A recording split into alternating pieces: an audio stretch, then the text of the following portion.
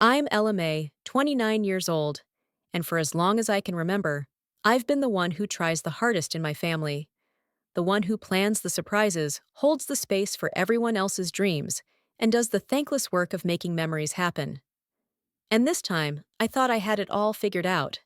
It was my father's 60th birthday coming up. My father, George, the man who taught me how to ride a bike and read maps, who coached my soccer team even when I could barely kick a ball straight. The man who always believed in me, even when I doubted myself.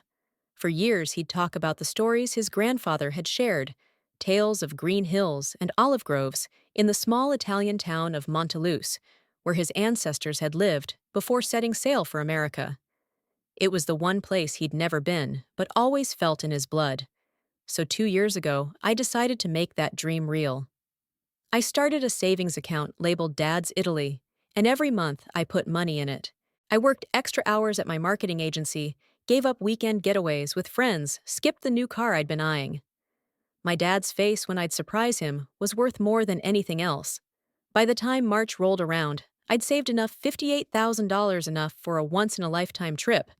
I envisioned it all, Dad walking the cobbled streets of Monteluse, tracing the names of our family carved in stone at the old church, learning to make pasta with the village matriarchs, and sharing a bottle of Chianti in the same sunlit square his grandfather had played in as a child.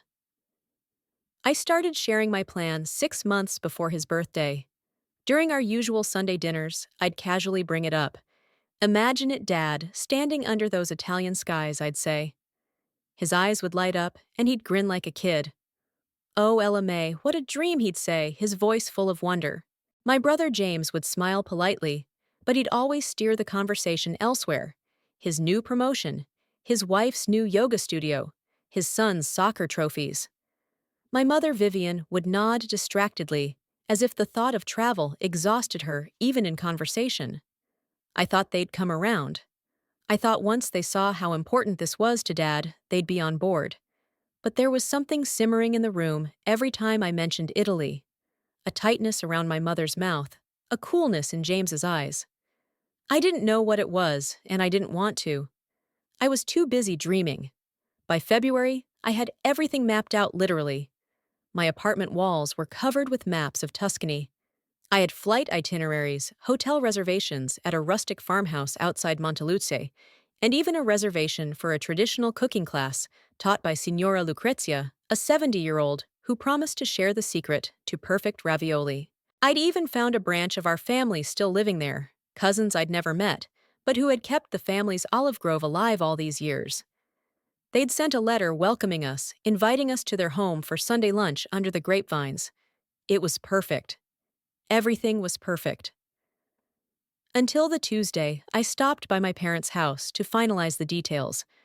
I brought fresh cannoli from my favorite bakery, a small olive branch as a gift, and my heart brimming with anticipation. I thought it would be a casual family meeting, one last chance to share the excitement. But the moment I stepped through the door, I knew something was off. My mother's smile was too tight, her eyes too cold. James was already there, sitting stiffly on the couch, his phone in his hand, but his attention clearly elsewhere. "We need to talk," Mom said, motioning me to sit. My stomach dropped. I perched on the edge of the couch, my pastry box balanced on my lap. "What's wrong?" I asked, my voice light, hoping to push away the dread building in my chest. Mom's lips twisted. "Ella May, we've been talking," she said, glancing at James. "And we don't think this trip is the right idea." I blinked. "What do you mean?" James shifted in his seat. "It's too much, Ella. Too much money, too much stress for Dad at his age. He doesn't need to be dragged across the world when he could be celebrating with family and friends right here." My mouth fell open. Dragged, this is what he wants. I've been talking to him about it for months. "He's excited. He's being polite," Mom snapped. "He doesn't want to disappoint you, but he's not up for a trip like that. It's extravagant. Unnecessary." I felt like I'd been punched. "You're wrong. He told me himself he's been dreaming about this his whole life." James's eyes narrowed. "Maybe you're projecting your dreams onto him. Did you ever think of that?" I swallowed the hurt, trying to steady my voice. "I'm not projecting. I'm listening to what Dad actually wants." Mom sighed dramatically, folding her arms. We've already started planning something else. A garden party, here. For all of his friends and colleagues, people who truly matter to him. My hands trembled on the pastry box. Without me, you didn't even tell me. James leaned back, his expression infuriatingly calm. We knew you'd be too focused on your trip. We wanted to spare you the hassle. The room felt like it was closing in on me. I took a breath, forcing my voice to stay steady. I've put 2 years of my life into this. For Dad. Not for me. I can't believe you're doing this behind my back. Mom's mouth tightened further. It's decided, LMA. We're not discussing it anymore. For a moment, I couldn't move. Couldn't speak. I looked from Mom to James, searching for some flicker of understanding, but all I saw was indifference. I stood slowly, setting the box of cannoli on the coffee table. Fine, I said, my voice a whisper. But I'm not giving up on this. Not yet. I walked out of that house with my heart in pieces, but with a resolve I didn't know I still had. If they wanted to shut me out, they'd have to do more than plan a party. I was going to find a way to make this happen. For my dad.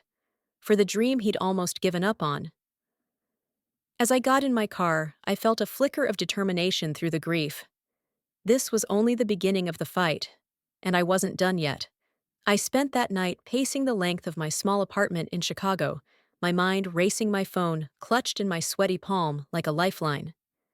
The walls were still covered in maps of Tuscany and lists of travel arrangements, all now feeling like fragile dreams on the verge of collapse. I dialed my dad's cell phone 3 times that night. Each time it went straight to voicemail. My heart sank further with every unanswered call. My father was usually impossible to reach during his late-night office hours at the university, but this felt different. It felt deliberate.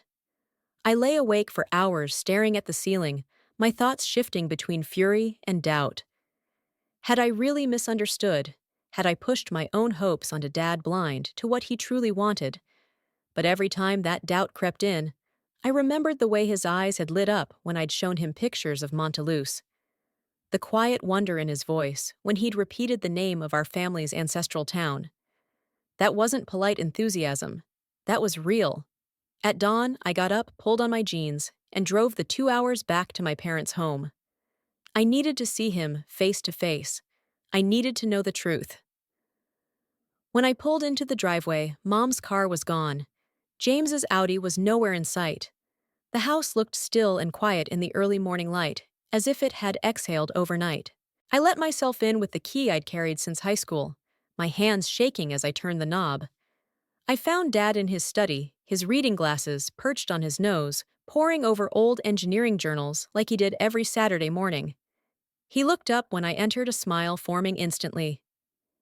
LMA, he said, surprised but warm. What brings you here so early? I crossed the room in 3 steps, taking a deep breath. Dad, I need to ask you something, and I need you to be completely honest with me. He blinked, pushing his glasses up the bridge of his nose. Of course, sweetheart. What is it? I pulled a folded sheet of paper from my bag, a printout of the villa reservation in Montelus. Do you still want this? Do you still want Italy? Or am I forcing something on you that you don't really want? He leaned back, his brow furrowing in confusion. What, LMA? Of course I want that. Why would you think otherwise? Relief surged through me so powerfully, I had to blink back tears. Mom and James, they said you'd rather have a party here, that you're too old for this trip. He let out a short, incredulous laugh. Too old? I hike the forest preserve every weekend. I'm not some fragile antique. I felt a bubble of laughter rise in my chest, a hysterical edge to it. That's what I told them. But they've been planning a party without me, behind my back. And they said you agreed. Dad's face hardened in a way I'd rarely seen. I didn't agree to anything. I told your mother I wanted to go to Italy with you. I thought she was just hesitating. I didn't realize she was actively planning something else. I sank into the chair opposite him, relief mingled with a new fury. I've been saving for this for 2 years, Dad. I just want to give you this dream. His eyes softened. I know, Ella, and it means everything to me. I want to stand in that village. I want to see the olive groves where my grandfather played as a boy. His voice cracked. That's all I've wanted for years." For a long moment, we sat there in the quiet, just two people who finally knew they were on the same side. Then Dad sighed and leaned forward. "Listen, I'll talk to your mother," he said. "This is my birthday.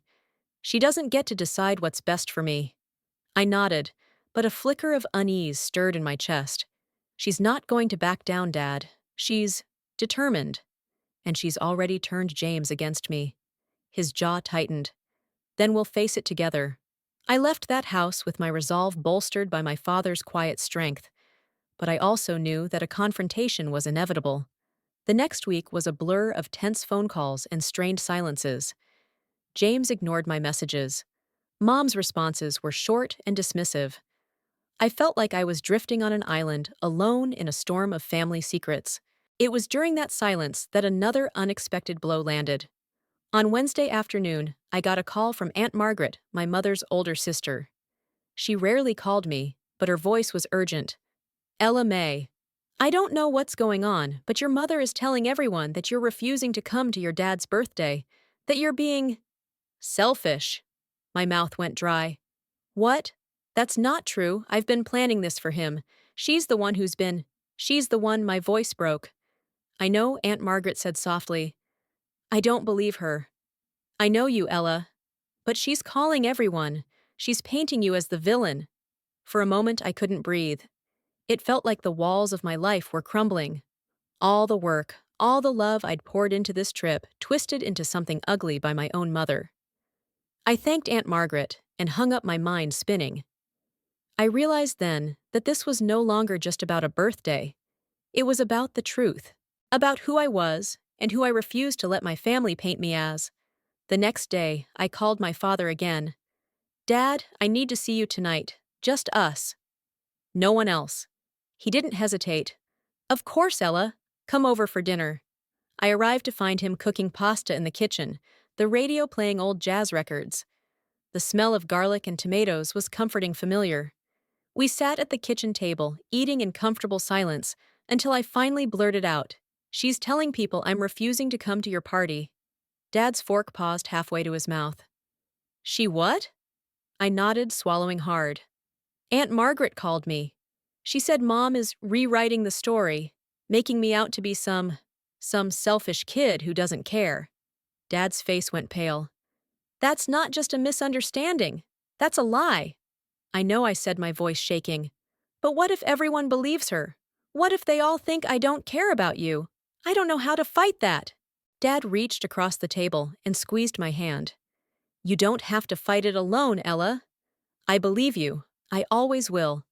Tears spilled down my cheeks at his words. My father's quiet faith in me was the one thing that felt real solid, unshakable. As I drove home that night, the city lights flickering on either side of me, I realized something that changed everything. I wasn't just fighting for a birthday trip anymore.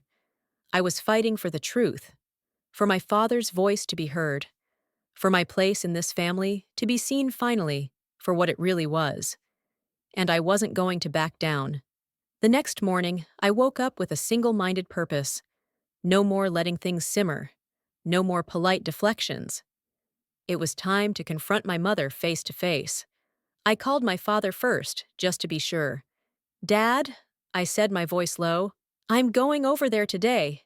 I need her to hear it from me." He sighed. "Ella, I understand. But please don't let her turn this into another performance. Stay calm. Show her the truth."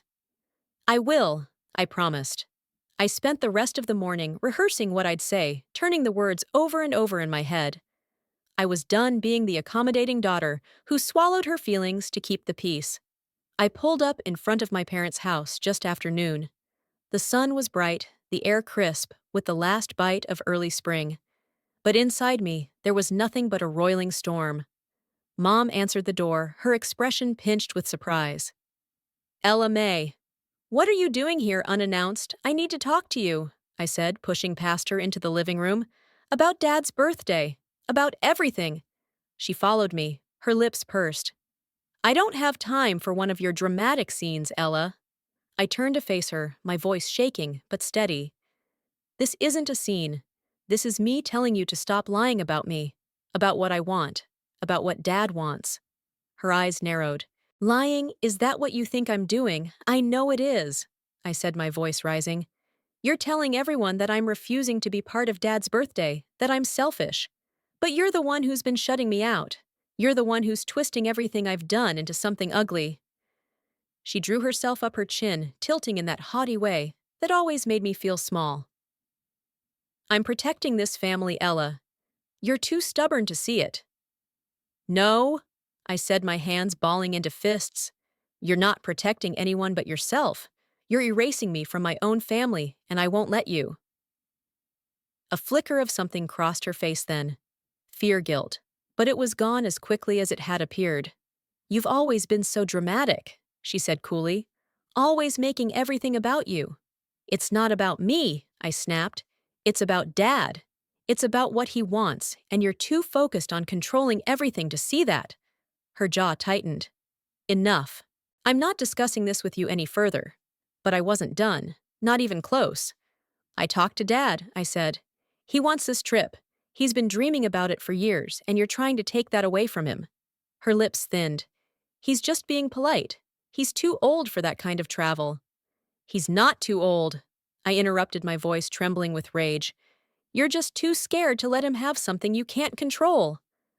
For a moment, silence fell between us, thick and heavy.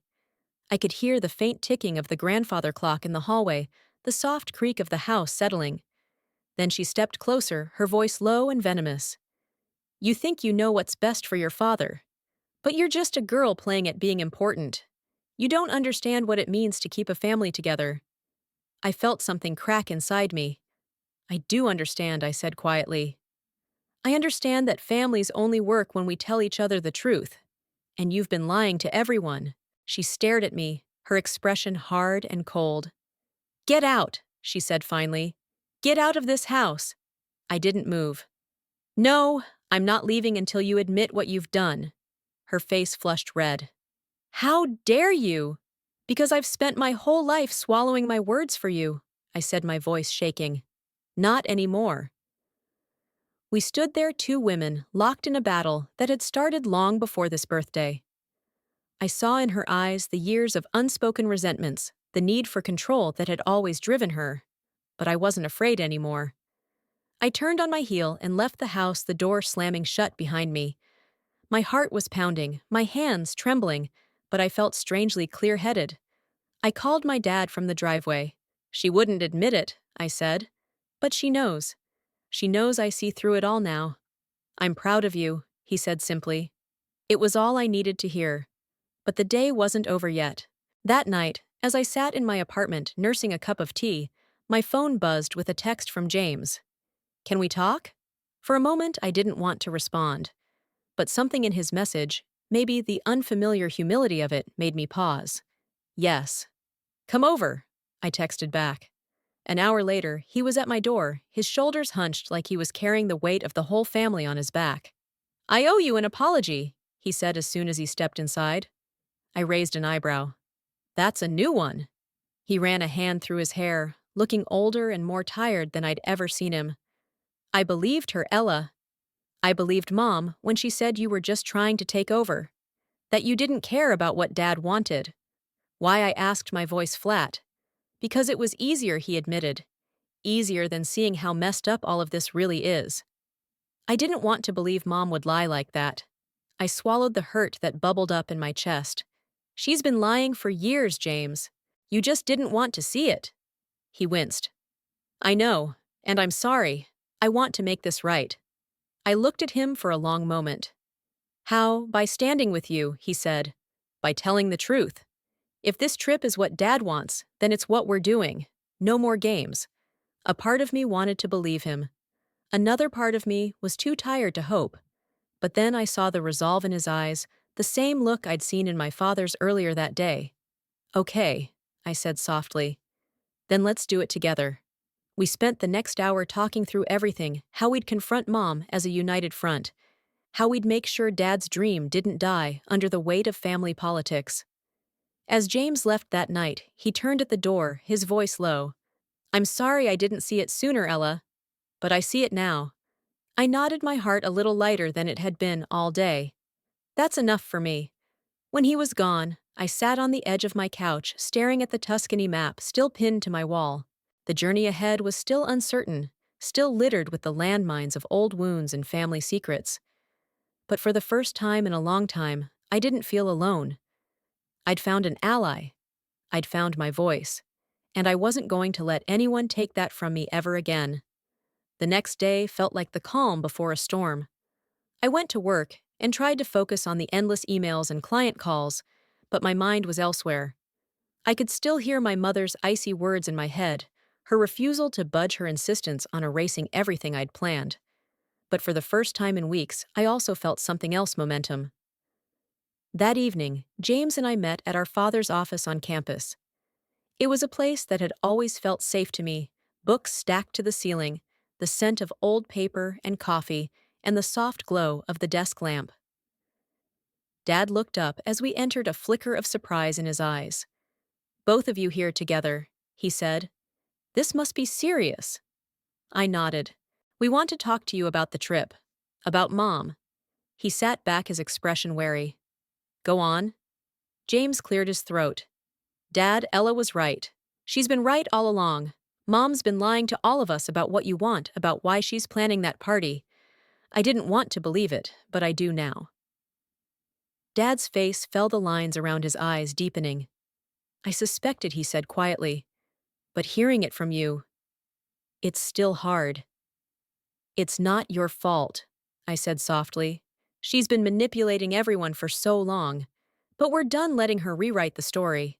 He looked at me then, and in that moment, I saw the same weariness I felt in my bones. "So what happens next?" he asked.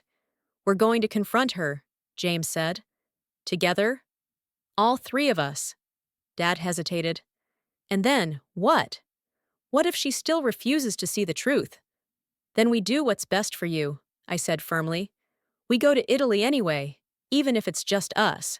For a long moment, no one spoke. Then Dad nodded slowly, but resolutely. "Okay, let's do this." The next afternoon, we met at my parents' house. The tension was palpable from the moment we walked in. Mom was in the living room, arranging flowers in a vase, as if nothing had happened. She looked up, her smile brittle. "Ella." "James." "What's this about?" Dad stepped forward, his voice steady. "Vivian, we need to talk. And I need you to listen." Her eyes flickered between the three of us. "I'm listening." "This trip means everything to me," he began. "It's not just some whim. It's something I've dreamed about since I was a boy. And Ella has worked for years to make it possible." Mom's lips tightened. "George, I've told you." "No," he said, cutting her off. "You've told me what you want. But this isn't about you. This is about what I want. And I want to go to Italy." She set the vase down with a clatter, her hands shaking. "You're choosing her over me," she said, her voice low and dangerous. "It's not a choice," Dad said quietly. "It's a truth. This trip matters to me. And I'm tired of pretending it doesn't." For a moment, silence hung in the air like a held breath.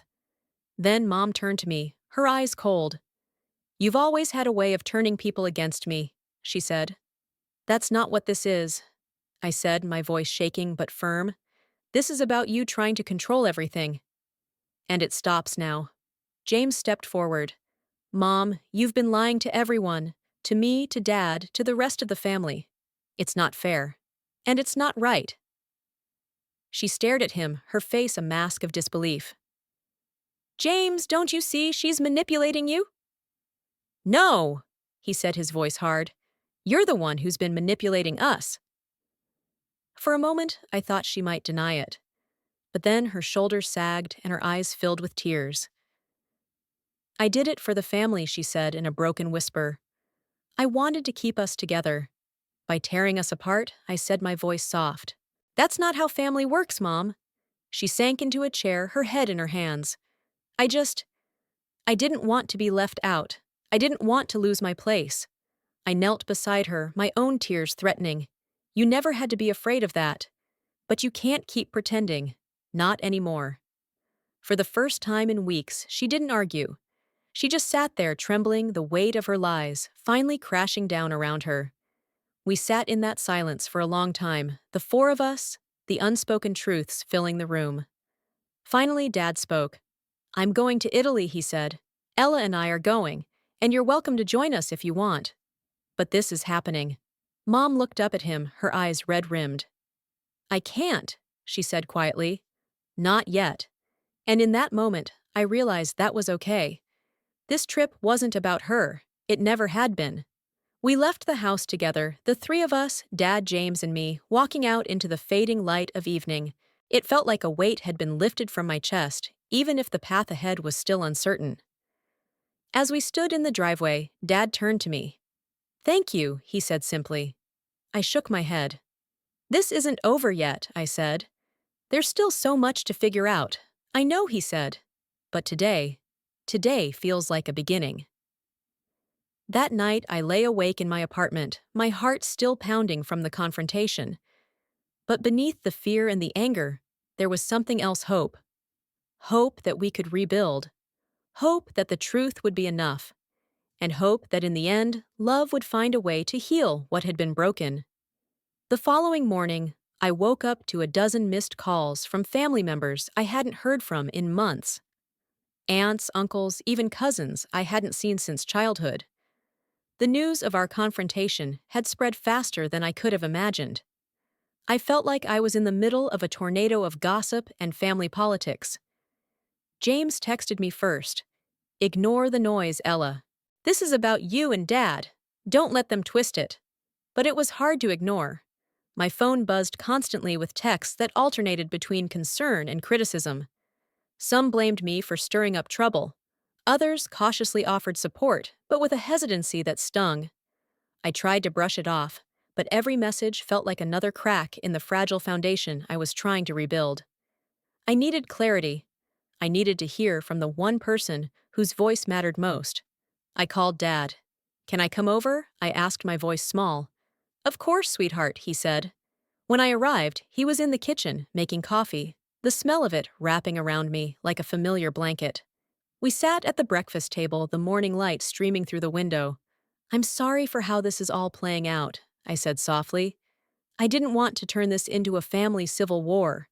He reached across the table and took my hand. "You didn't start this, Ella. You're just the first one brave enough to call it what it is." "I'm scared," I admitted. "What if we can't fix this? What if this is the thing that breaks our family for good?" He sighed, his eyes tired but kind. "Sometimes things have to break before they can be rebuilt. And sometimes, some things don't need to be rebuilt at all. They just need to be let go." I let that sink in, the truth of it settling deep in my chest. "I've booked the flights," I said. "For us. Just you and me. A father-daughter trip." I thought, maybe this could be our chance to start over. His eyes shone with unshed tears. "I can't tell you how much that means to me, Ella." We spent the next few hours planning. Flights to Rome, a small apartment in Monteluse, instead of the fancy villa I'd originally booked, and a rough itinerary of the places he wanted to see. It felt simpler this time, more personal, like we were shedding the expectations of everyone else and finally listening to our own hearts. But the storm outside our little bubble of planning didn't stop. That afternoon, Mom called. "You're really doing this," she said, her voice tight. "Yes," I said. "We are?" "And you're leaving me behind," she accused. I swallowed. "You're welcome to come, Mom, but only if you can be honest with yourself and with us. I'm not playing your games anymore." Her silence was answer enough. That night, James came over with his wife, Danielle. We sat around my small dining table, a bottle of wine open between us. "I'm proud of you," Danielle said. "I know this has been hell, but you're doing the right thing." James looked at me, his expression serious. "I want to help with the trip, cover some of the costs. It's the least I can do." "You don't have to," I said. "I know," he said. "But I want to. Let me make up for how I let Mom's lies get between us." I nodded, a small smile breaking through. "Okay. Thank you." The four of us spent the evening going over plans, sharing stories about Dad's favorite old records, and the way he always left notes in our lunchboxes as kids. It was the first time in a long time that I felt like we were a family again, raw, honest, and real. But the next day, the storm broke in a way I didn't expect. I was at work when I got the call from Dad. His voice was shaking. "Ella, I'm so sorry. I didn't want you to find out this way." "What is it?" I asked, my heart slamming against my ribs. "Your mother. She's filed for separation," he said. "She said she needs space, that she can't stay in a house with someone who doesn't put her first." I sank into my chair, the world tilting around me. "She's leaving." He was quiet for a moment. "I don't know if she's really leaving or if this is just another tactic. But she's gone to stay with her sister for now." The relief that washed through me was immediately followed by guilt. This was what it took for the truth to come out. A lifetime of small betrayals finally crashing down. I left work early and drove to my dad's house. When I walked in, he was standing in the living room, looking lost. "Dad?" I said, my voice breaking. He turned to me, his eyes red. "I don't know if I should feel sad or relieved," he said, "but I feel free. For the first time in years, I feel like I can breathe." I hugged him, holding him tight. "We're going to get through this," I whispered. He nodded against my shoulder. "I know, and we're still going to Italy."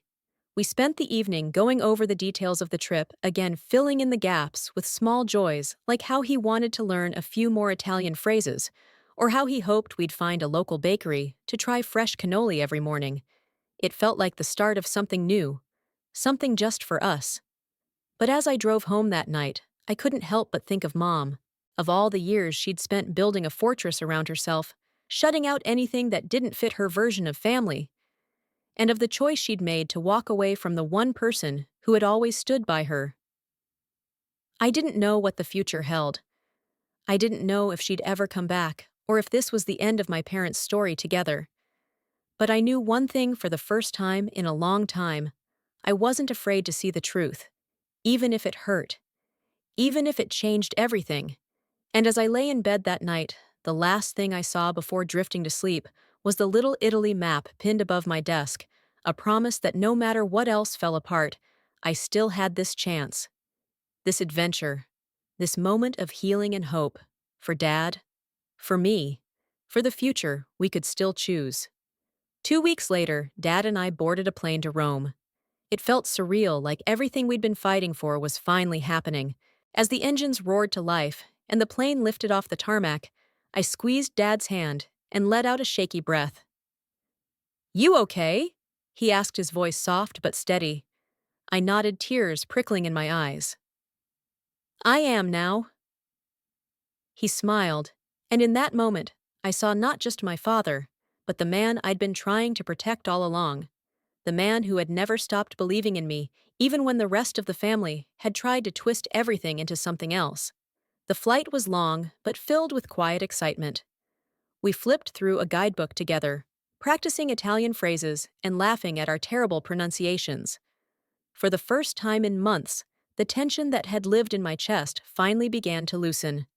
When we landed in Rome, the warm Mediterranean air wrapped around us like a promise. We took a small rental car, winding our way through the countryside to Monteluse.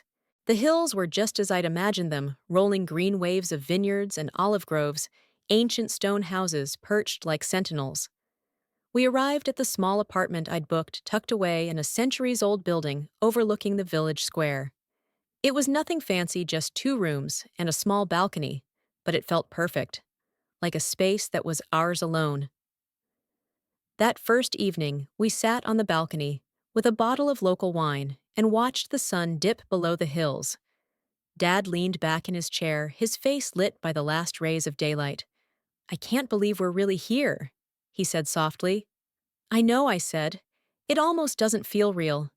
He turned to me, his eyes full of gratitude. "Ella, you made this happen. You didn't just plan a trip, you gave me back a part of my past. A part I thought I'd never get to touch." Tears blurred my vision. "It was never just about the trip, Dad. It was about you, about us." The next few days were a whirlwind of discovery and wonder. We explored the narrow streets of Monteluse, tracing the footsteps of our ancestors. We visited the old church where Dad's grandfather had been baptized, the marble font, worn smooth by centuries of hands. We met the Reiki family, distant cousins, who welcomed us with open arms and a feast that stretched into the night. As we sat under a vine-draped pergola, eating homemade pasta and listening to the lilting music of the Italian language, I felt something deep inside me settle. Dad held one of the family's ancient photo albums in his hands, his fingers trembling as he turned each fragile page.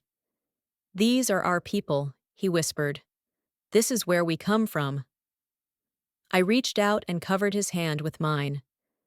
"And this is who we are." Every day brought a new adventure, a cooking class, where we learned to make pasta from scratch, a visit to a crumbling castle that overlooked the valley, afternoons spent sipping espresso in tiny cafes. At night, we'd sit on our balcony and share stories, some old, some new, all of them weaving us closer together. On our last morning, we walked up a winding path to a small hilltop overlooking the village. The air was crisp, the sky a brilliant blue. Dad stopped and turned to me. "I want to thank you," he said, "for not giving up, for seeing me really seeing me, even when others didn't." I swallowed hard. "You've always seen me, Dad. This was my chance to do the same for you." He pulled me into a hug, and for a moment, the years and the miles and the heartbreak all seemed to fall away. We stood there in the quiet morning, the sun rising over the hills, and I knew this was the moment I'd been fighting for all along. When we returned to the States, everything felt different. Lighter, stronger. Mom was still living with her sister, working through her own tangled mess of regrets and insecurities. I didn't know what the future held for her, or for my parents' marriage, but for the first time, I didn't feel responsible for fixing it. James and I fell into a new rhythm, Sunday brunches, long phone calls, where we actually listened to each other. He still carried guilt, but he was trying, and that was enough for now. Dad dove back into his work, with a renewed energy Italian phrase books stacked on his desk like trophies. He put up a photo from our trip, us standing in the olive grove of our ancestors, the hills stretching behind us. A daily reminder that some dreams are worth the fight. As for me, I found a new sense of peace. The battles I'd fought had taught me something vital, that sometimes the most important thing isn't winning everyone over, it's standing up for the truth, even when it's messy and painful. I still kept the maps of Tuscany on my wall, a quiet tribute to the trip that had changed everything. Not just for Dad, but for me. A reminder that sometimes you have to walk away from what's comfortable to find what's real. One night, a few weeks after we returned, Dad and I sat together on the porch of his house, the spring breeze carrying the scent of newly blooming flowers. "I don't know what happens next," he said, his voice thoughtful. "With your mother. With everything." I nodded. "Me neither. But I know we'll face it together." He smiled, his eyes crinkling at the corners. "That's all that matters, isn't it?" "Yeah," I said softly. "It really is." And as I looked out at the quiet street where I'd grown up, I realized that family isn't defined by the walls of a house or the roles we've always played. It's defined by the choices we make every day to tell the truth, to stand up for each other, to love, even when it's hard. This was my story, my fight. And in the end, it had led me exactly where I needed to be. Have you ever faced a moment when telling the truth meant everything, even if it meant losing what you thought you couldn't live without? Share your story in the comments below. I'd love to hear how you found your own truth and healing. And if this story touched your heart, please subscribe, and share it with someone who might need a reminder that even the most painful journeys can lead to something beautiful.